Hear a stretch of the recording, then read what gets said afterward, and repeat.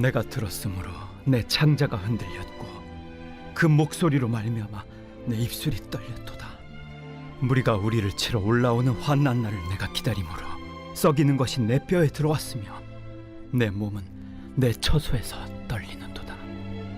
비록 무화과나무가 무성하지 못하며 포도나무에 열매가 없으며 감람나무에 소출이 없으며 밭에 먹을 것이 없으며 우리의 양이 없으며 외양간에 소가 없을지라도 나는 여호와로 말미암아 즐거워하며 나의 구원의 하나님으로 말미암아 기뻐하리로다. 인사하겠습니다. 참 잘 오셨습니다. 한 번 더 인사하겠습니다. 감사는 능력입니다. 감사는 능력임을 믿으시기 바랍니다. 감사할 때 능력이 나타나는 거예요. 우리의 삶이 얄팍한, 정말 우리 신앙이 얄팍해져서 주시니까 감사하고 좋을 때만 감사하는 그런 신앙이 아니라 끝까지 감사하는, 평생 감사하는, 감사가 능력이 되는 그런 삶을 사시기를 예수님 축복합니다. 요즘 코로나19의 변이 바이러스인 델타 바이러스, 이제 인도 발이죠. 델타 바이러스로 인해서 세계는 또다시 방역 걱정을 하고 있습니다. 세계보건기구인 WHO 총장도 이 변이 바이러스로 말미암아서 매우 위험한 시기다라고 하였습니다. 백신 접종률이 70%가 넘어서 이미 집단 면역에 들어가서 마스크를 벗은 나라들이 있습니다. 그런데 이 델타 바이러스로 말미암아 확진자들이 속출하고 있다고 합니다. 아시아에서 깨끗한 나라 하면 싱가포르가 있습니다. 싱가포르. 선진국, 그러니까 아시아의 선진국으로 불리기도 하고 이미 방역 모범 국가로 인정하는 그 싱가포르가 방역 포기 선언을 했어요. 방역 포기 선언을 하였고요.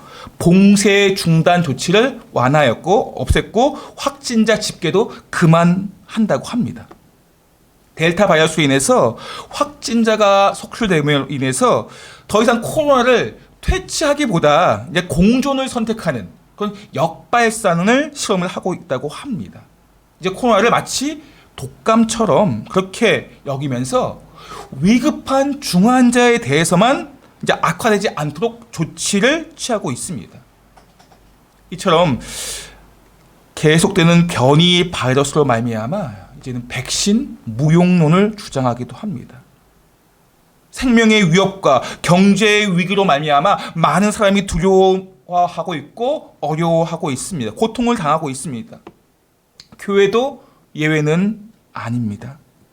경제적인 위기 가운데 교회가 폐쇄되는 곳이 교회가 개척하는 것보다 더 많다고 합니다. 코로나19 여파로 성도의 출석률이 계속해서 줄어들고 있습니다. 과거에 수많은 사건도 있었어요.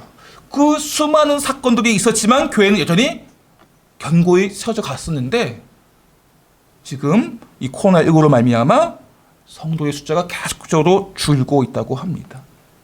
무엇보다도 전도하기가 참으로 어렵습니다. 사람하고 접촉하는 것이 정말 힘이 듭니다. 이처럼 가정과 교회와 공동체의 위기 속에서 힘들어하며 고통스러워하는 사람들을 향해서 아버지의 자녀들을 향해서 하나님께서는 하박국 선지자를 통해서 오늘도 말씀하고 계십니다.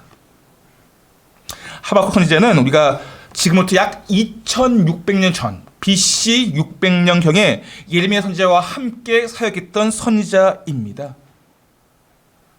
요시야, 여호아스, 여호야김 왕, 세 왕에 걸쳐서 활동을 하였습니다. 그때 큰 이변이 일어났습니다.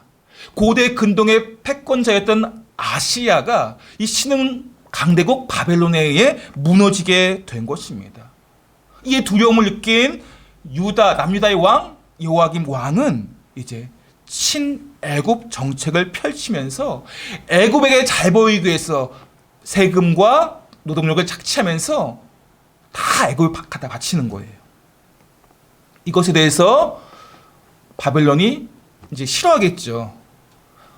바벨론의 밑보인 이 남유다를 이제 침략할 결정하고 이제 남유다는 바벨론의 침략을 받게 됩니다. 이것이 지금 남유다의 시대적인 상황입니다. 그러한 상황 속에 내적으로는 더 큰 어려움들이 있어요. 왕과 고위 관리들이 부정부패와 폭정을 일삼고 있고요. 종교적으로도 타락한 가운데 있습니다. 백성들은 고통 가운데 있어요. 그 고통 가운데 하나님께 부르짖기보다 더 악행을 또한 백성들도 일삼고 있습니다. 밖으로 안으로 다 지금 큰 어려움을 맞이하고 있습니다. 이런 혼란스러운 시대에 하박국서가 기록되어진 것입니다. 하박국 선지자는 이런 시대 속에서 왕과 고위가들의 폭정과 바벨론의 침략에 대해서 하나님께 탄원을 하고 있는 것입니다. 그 말씀이 1장 2절 3절인데 한번 함께 읽어볼까요? 시작. 여호와여 내가 부르짖어도 주께서 듣지 아니하시니 어느 때까지 이리까 내가 강포로 말미암아 외쳐도 주께서 구원하지 아니하시나이다. 어찌하여 내게 죄악을 보게 하시며 폐역을 눈으로 보게 하시나이까. 겁탈과 강포가 내 앞에 있고 변론과 분쟁이 일어났나이다. 지금 하나님께 하박국은 탄원하고 있습니다. 하나님, 어찌하여 이런 일이 이 나라에 일어났습니까? 하고 탄원하고 있지만 하나님은 응답하지 않습니다. 계속해서 하박국은 기도합니다. 어찌하여 듣지 아니하시며 어느 때까지 강포와 겁탈과 폐역을 보시며 보게 하며 구하지 아니하십니까? 하고 기도하자 하나님께서는 갈대아 사람 바벨론을 통해서 왕과 고위 관리들을 내가 심판하겠다라고 말씀하십니다. 이 하나님의 말씀 듣자 하박국은 또 깜짝 놀랍니다. 어찌하여 선민을 이 유다 백성들을 악인들에게 그들의 손에 놓아두십니까? 어찌하여 거짓을 말하는 자를 방관하시며 악인이 자기보다 의로운 사람들을 삼키는데도 잠잠하시나이까? 하고 하박국은 또 하나님께 기도합니다. 그래서 하나님께서는 바벨론도 심판할 것이며 그들은 나의 도구일 뿐이다 라고 말씀하십니다. 범죄하면은 하나님께서는 심판하십니다. 그것이 선민이라 할지라도 하나님께서는 심판하십니다. 죄에 대해서 엄격하셔요. 우리 하나님께서는 죄에 대해서 심판하시는 하나님이십니다. 내가 교회를 아무리 오래 다녔다 할지라도 어떤 직분이 내가 있다 할지라도 죄를 범하면 심판을 받는다는 것입니다. 우리는 죄에 대해서 늘 그래서 깨어 있으셔야 돼요. 죄를 범하게 될 때 다윗처럼 겸손히 하나님의 긍휼을 구하면서 엎드려야 한다는 것입니다. 죄에 대해서 민감하셔야 돼요. 그래야지만이 죄를 멀리할 수가 있어요. 우리가 얼마나 죄에 대해서 둔탁한 정말 민감하지 않아요. 죄에 대해서. 이 정도는 괜찮겠지. 우리 하나님은 죄에 대해 분명히 심판하신 하나님이심을 아셔야 돼요. 하나님 앞에 이 죄를 범했을 때 엎드리셔야 한다는 것입니다. 분명히 죄의 삭은 사망이라고 하셨어요. 너무 쉽게 죄를 범하고 그 죄에 대해서 회개하지 아니하고 그냥 간과해 버린다는 것입니다. 나는 죄를 이길 수 있어. 이것은 얼마나 어리석은 생각인지 몰라요. 내가 어느 정도 신앙의 연륜이 있으니까 어떤 죄가 와봐라 내가 다 이길 수 있다. 정말 어리석은 생각입니다. 남유다의 현실은 지금 하박국 선지자에 의해 어떤 현실인가 확연히 보여주고 있습니다. 그 현실 앞에 하박국 선지자는 큰 깊은 고뇌를 하고 있습니다. 바벨론을 통하여 심판하시겠다. 하나님께서 정하셨어요. 어떻게 할 수가 없는 거예요. 하나님께서 말씀하시고 정하셨기 때문에. 악으로 악을 치겠다. 이 하나님의 결정 앞에 하박국은 이렇게 고백을 합니다. 3장 16절 말씀 볼까요? 시작. 내가 들었으므로 내 창자가 흔들렸고 그 목소리로 말미암아 내 입술이 떨렸도다. 무리가 우리를 치러 오는 환난 날을 내가 기다림으로 썩이는 것이 내 뼈에 들어왔으며 내 몸은 내 처소에서 떨리는 도다. 하나님의 심판에 대한 그 이야기를 듣자, 그 말씀 듣자 지금 자기의 창자가 흔들리고 있다고 합니다. 창자, 빼땐이라는 히브리어는 배, 가슴, 몸 전체를 의미하는 단어인데 이 중심, 이 마음이 흔들렸다는 의미입니다. 하박국의 이 내적인 자아가 흔들리고 공포에 떨었다고 기록을 하고 있습니다. 하나님의 심판, 그것도 바벨론을 통해서 심판하시겠다고 말씀하셨을 때 얼마나 두렵고 얼마나 공포스럽겠습니까? 전쟁을 통해서 우리가 전쟁을 겪어보지 않은 세대이기 때문에 이 전쟁의 두려움이 얼마나 큰지 잘 몰라요.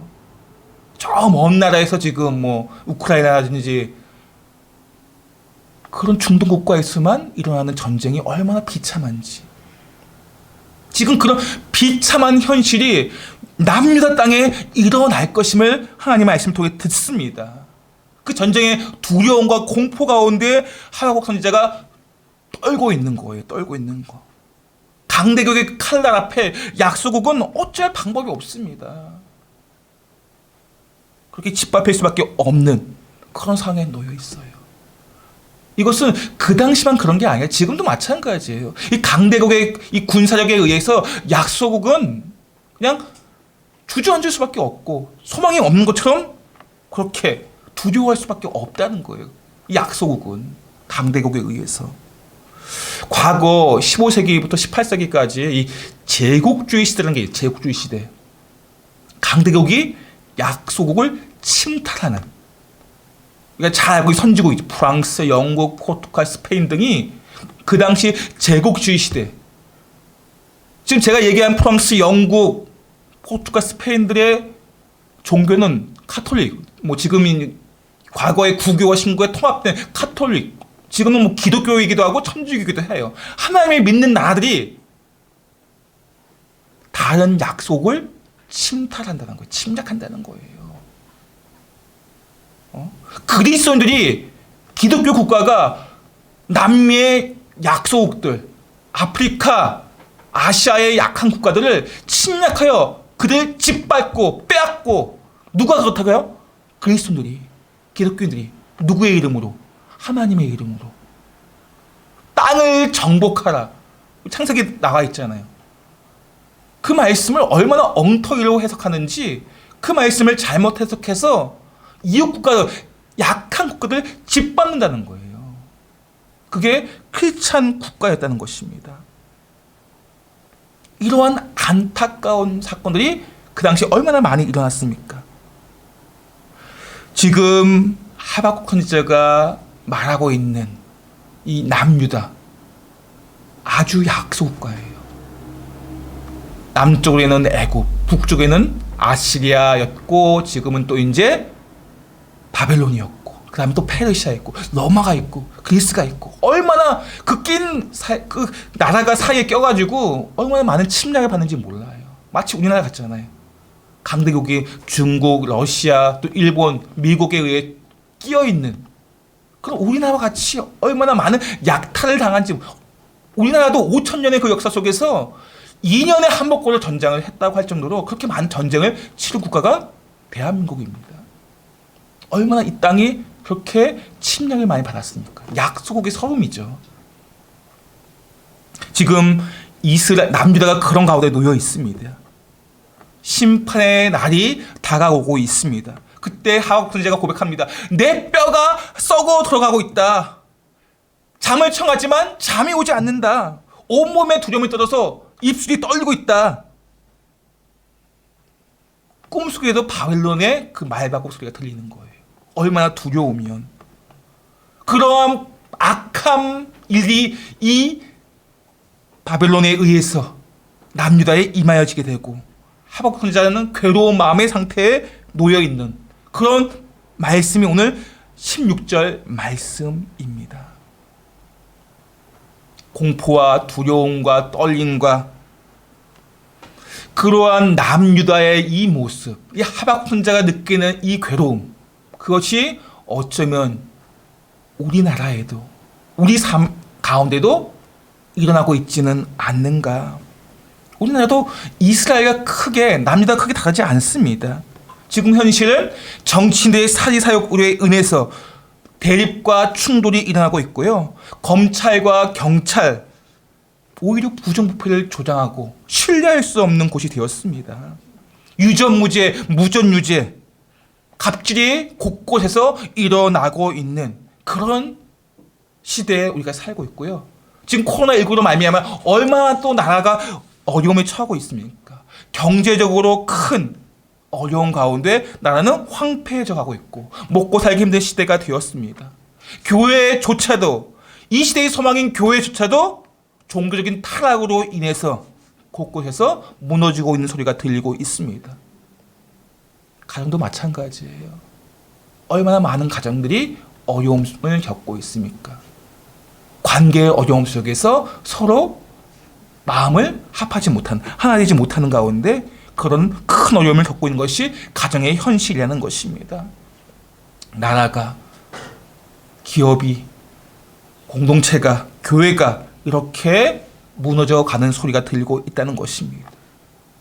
이러한 상황 속에 오늘 우리는 지금 맥주 감사주의를 맞이하고 있습니다. 전반기를 돌아보면서 하나님의 은혜를 기억하고 내게 베풀어 주신 그 은혜와 사랑을 기억하면서 감사하는 날입니다. 그런 맥주 감사주일 가운데 우리는 감사할 수 있습니까? 지금 이러한 현실 속에 교회와 가정과 나라가 이러한 상황 속에 놓여 있습니다. 그런 가운데 우리는 지금 감사할 수 있습니까? 어떻게 우리가 감사할 수 있습니까? 그러한 우리의 현실, 또한 남유다의 하박국 선지자가 느끼는 그러한 고뇌와 괴로움의 현실, 그 앞에 하박국 선지자는 하나님께 감사하고 있습니다. 그것이 17절 18절 말씀입니다. 한번 볼까요? 시작.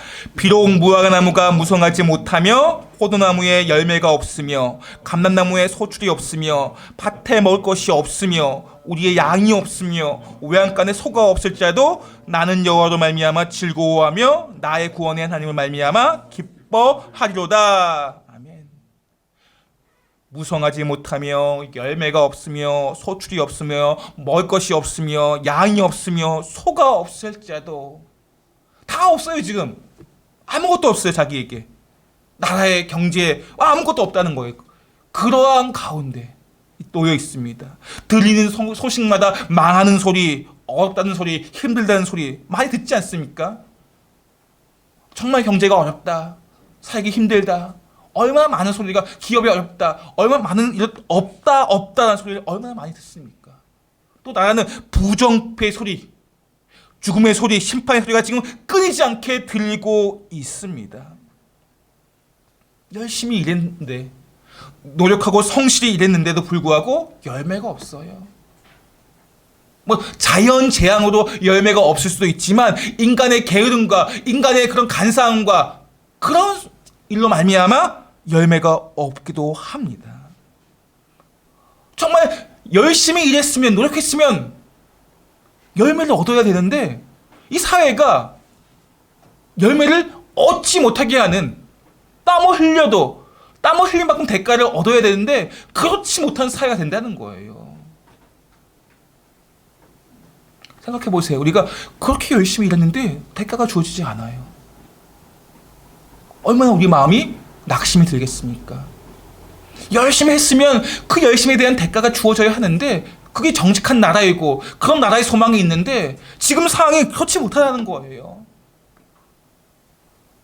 정치인들이 사리서욕에 빠져서 자기만 먹고 살기 위해서 그런 부정부패가 가득하고 그런 거짓과 혼란이 가득한 시대다 보니까 일을 해도 노력을 해도 성실해도 먹을 것을 먹지 못하는 그런 상황에 놓여 있다는 거예요. 오늘 하박국 선지자는 그런 상황이지만, 그런 사회이고 그런 시대이지만 그럼에도 불구하고 나는 여호와로 말미암아 구원의 하나님을 기뻐하겠다라고 고백하고 있다는 거예요. 하박국 선지자의 의지적인 결단이에요. 마음은 그렇지 않아요. 심지어 말씀 보셨지만 창자가 끊어진대요. 창자가 끊으면 얼마나 고통스럽다는 거예요. 그런 심정이에요. 그런 심정. 그러나 그럼에도 불구하고 나는 의지적으로 결단해서 하나님께 감사하겠습니다 라고 선지자는 외치고 있는 거예요. 지금 나의 상황은 분명히 감정, 이 심정은 감사할 수 없는 심정이에요. 지금의 상황이 일을 해도 노력을 해도 얻을 수 없는, 오히려 큰 고통을 당하고 있는 그런 상황이기 때문에 감정적으로는 감사할 수 없지만 내가 의지적으로 감사하겠습니다, 결단하겠습니다 라고 고백을 하고 있는 것입니다. 이러한 감사에 대한 결단, 지금의 나의 상황들은, 나의 심정은 고통스럽지만 하나님, 내가 그럼에도 불구하고 감사하겠습니다. 이런 하박국의 의적인 결단을 하나님께서 기뻐 받으셨습니다. 심정적으로는 힘들고 어렵지만 그 감정에 휩싸이지 않는다는 거예요. 여러분, 감정에 휩싸이면 내가 뭘 할지 몰라요. 감정에 휘둘리면 우리에게 생기는 이 감정이라는 것이 나를 얼마나 흔드는지 모릅니다. 그 감정에 휘둘리지 아니하고 감정이 내 삶을 붙잡는 것이 아니라 하나님의 말씀이 내 삶을 붙잡고, 그리고 내가 그 말씀에 의지하여 감사함으로 결단하겠습니다 라고 하박국 선지자는 외치고 있다는 것입니다. 이러한 감사의 삶에 대한 결단이 놀라운 삶의 변화를 이끌어 줍니다. 그래서 감사는 능력이 될 수 있는 거예요. 우리 다니엘 잘 알고 있잖아요. 그가 어떤 삶을 살아왔는지. 페르시아의 총리예요. 분명히 힘이 있습니다. 그런데 지금 자기보다 낮은 직급에 있는 다른 총리들, 또 다른 무리들이 자기를 죽이려고 문서를 이제 왕에게 왕을 꼬셔가지고 다니엘을 죽이려고 한다는 거예요. 왕의 문서에 도장이 찍혔으면 그 일들은 꼭 실천해야 한다는 것입니다. 그런데 다니엘은 분명히 왕의 도장이 찍힌 것을 보았어요. 그러면 그때만 넘어가고 피해가서 잠시만 다르게 기도하면 될 텐데 그렇게 하지 않습니다. 이 6장 10절 보겠습니다. 다니엘서 6장 10절 말씀. 시작. 다니엘이 이 조서에 왕 도장이 찍힌 것을 알고도 자기 집에 들어가서는 윗방에 올라가 예루살렘으로 향한 정문을 열고 전에 하던 대로 하루 3번씩 무릎을 꿇고 기도하며 그의 하나님께 감사하였더라.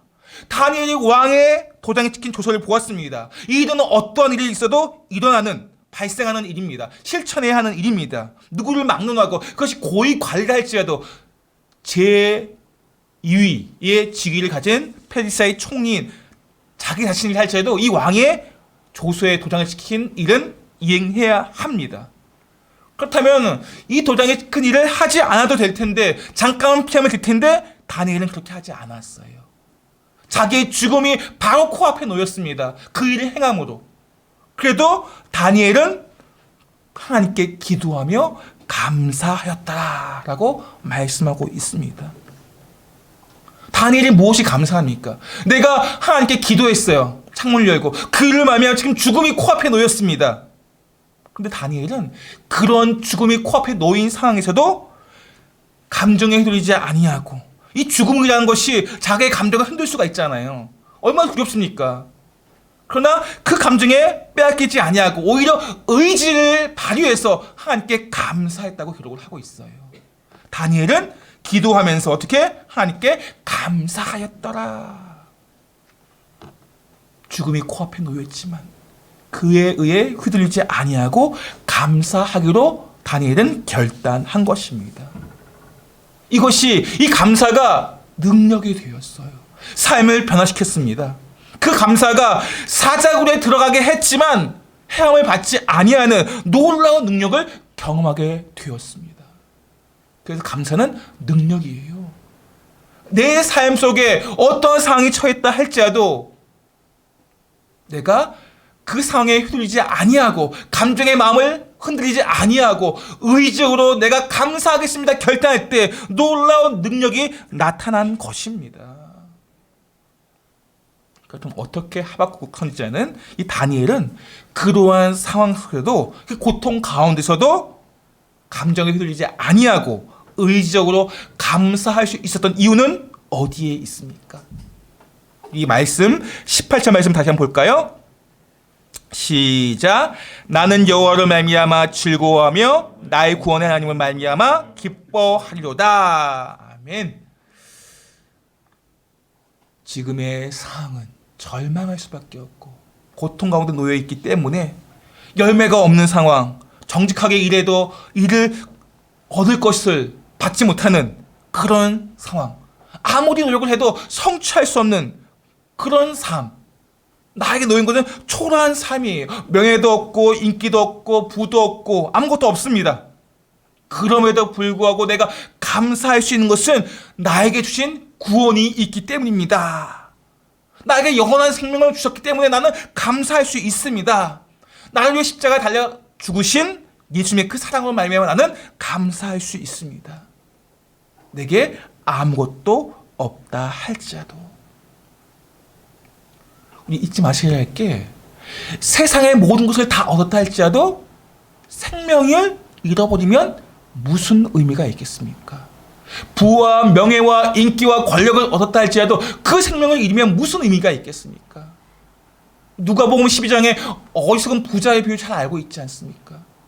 그 부자가 얼마나 열심히 일해서 고가를 차고 넘치고 또 고가를 또 짓습니다. 그렇게 많은 부를 얻었는데 이제 내가 편히 쉬고 놀겠다 그렇게 생각했을 때 하나님께서 너의 영혼을 내가 오늘 밤 데려가겠다 할 때 그 재물이 누구의 재물이 될 것인가? 우리가 그렇게 땀 흘려 열심히 살았습니다. 그렇게 노력을 했어요. 그렇게 열심히 살았습니다. 그런데 하나님께서 그 생명을 데려간다고 생각해 보세요. 그 열심으로 인한 재물, 권력, 인기 그것이 무슨 소용이 있겠냐 하는 것입니다. 우리에게는 재물이 없어도 권력과 힘이 없어도 나에게 영원한 생명을 하나님께서 주셨기 때문에 아무것도 없어도 우리가 감사할 수 있다는 것입니다. 영원한 생명을 주신 하나님으로 말미암아 그 구원의 하나님을 말미암아 우리는 감사할 수 있다는 것입니다. 오늘 하박국 선지자는 지금 하나님께 그래서 최고의 감사를 드리는 거예요. 생각해보면 자녀가 내게 아무것도 없다 할지라도 부모님으로 말미암아 내가 감사합니다. 부모님과 함께 있는 것이 너무 좋습니다. 부모님이 해준 것이 없어도 이렇게 자녀가 이렇게 고백하면 얼마나 그 부모가 기뻐하겠습니까? 부모는 자녀들에게 다 주고 싶어요. 그런데 상황 때문에 주지 못할 때 마음이 얼마나 속상하겠습니까? 그런데 자녀가 가서 아무것도 해주지 않았어도 부모님께서 함께하기 때문에 내가 너무 좋습니다 라고 그 이야기를 부모가 들었을 때 얼마나 기뻐하겠습니까? 하나님도 마찬가지예요. 자기의 자녀가 하나님으로 인해서 기뻐하고 감사할 때 하나님이 뭐 해줘서 감사한 게 아니고 그냥 하나님께서 나와 함께 해주신 것 그것만으로도 감사해 할 때 우리는 얼마나 많이 해주십시오 얼마나 많이 기도합니까? 그 기도를 해주지 않아도 내가 하나님으로 말미암아 감사합니다. 그 이야기를 하나님께서 드렸을 때 얼마나 하나님께 기뻐하시겠습니까? 무화과나무에 잎이 없어도 포도나무에 소출이 없어도 외양간에 소가 없다 할지라도 나의 삶에 그 어떤 열매가 없다 할지라도 나는 하나님으로 말미암아 감사합니다. 이것이 하나님께 최고의 감사가 되는 거예요. 오늘 하박국 선지자는 그런 최고의 감사를 하나님께 드렸습니다. 구원의 은혜로 말미암아 충분히 다 감사하고 이제는 그 어떤 상황에 놓여 있어도 감정에 흔들리지 아니하고 의지적으로 내가 하나님 감사를 결단합니다. 내가 돈은 포기해도 명예는 포기해도 인기는 포기해도 감사는 포기하지 않겠습니다. 이러한 고백이 하나님께 얼마나 큰 영광이 되고 기뻐하시는지 모릅니다. 우리도 이러한 최고의 감사로 하나님께 고백하시며 그러한 하나님께 최고의 감사를 드릴 때 우리 하나님은 더 큰 감사의 제목을 주십니다. 날마다 진리의 말씀으로 이 땅에 오셔서 영원한 생명, 구원을 주신 그 하나님께 최고의 감사를 드리시는 우리 모두가 되시기를 예수님 축복합니다.